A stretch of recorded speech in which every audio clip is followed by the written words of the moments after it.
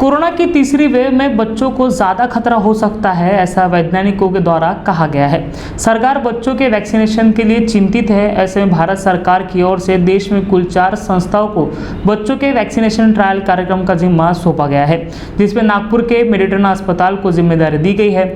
यह कार्यक्रम किस तरह चलाया जाएगा, यह जानकारी मेडिट्रेना अस्पताल के डॉक्टर समीर पालेकर ने महाराष्ट्र टीवी 24 को दी है। नागपुर में बच्चों का वैक्सीनेशन कार्यक्रम शुरू हो रहा है। मेडिट्रेना हॉस्पिटल इसको ट्रीट करिए। किस प्रकार से ये कार्यक्रम रहेगा हम जानेंगे। तो हमारे साथ एक डॉक्टर हैं, उनसे बात करेंगे किस तरह ये कार्यक्रम शुरू रहने वाला है। सर क्या बताएंगे आप? हाँ, मैं डॉक्टर समीर पालतेवर, मैं CMD Meditrina institute of medical sciences Nagpur. जैसे कि आपको ऑलरेडी मालूम है, मीडिया के थ्रू ये हुआ कि DCGI ने पीडियाट्रिक ग्रुप में vaccine trial, Covaxin vaccine trial को अप्रूवल दिया है। ये vaccine trial national institute of virology Poona, ICMR और भारत बायोटेक हैदराबाद की ये कंपनी ने, तीनों ने मिलकर ये चालू किया है। इसमें देश के 4 सेंटर्स की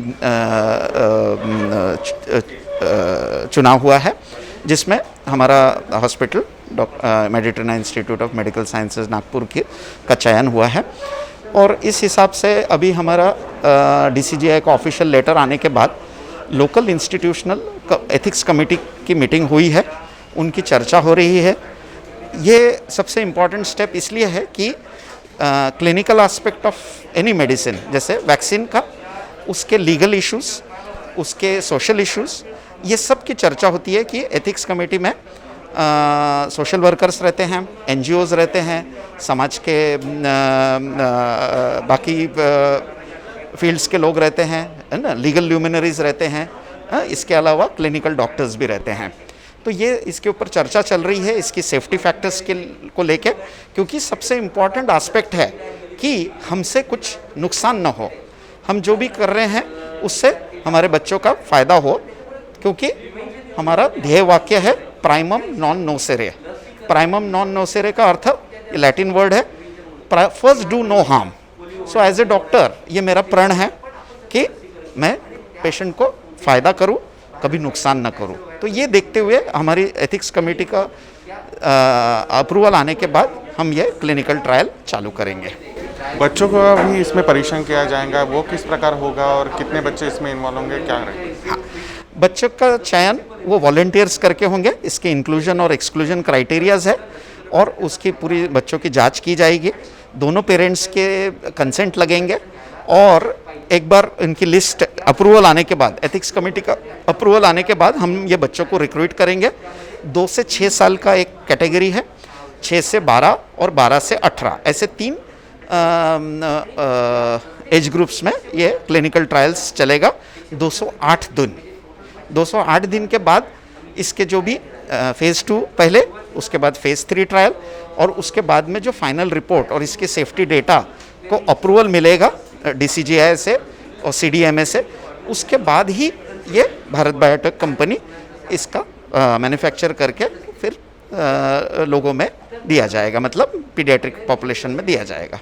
जिन बच्चों को वैक्सीनेशन स्टडी चलेगा उन बच्चों पे अगर परिणाम ठीक नहीं आए तो फिर ऐसे में क्या? हाँ, तो वो अगर इसमें कोई साइड इफ़ेक्ट्स या कॉम्प्लिकेशंस आते हैं अंडर ट्रायल बच्चों को, तो उनको ट्रायल में से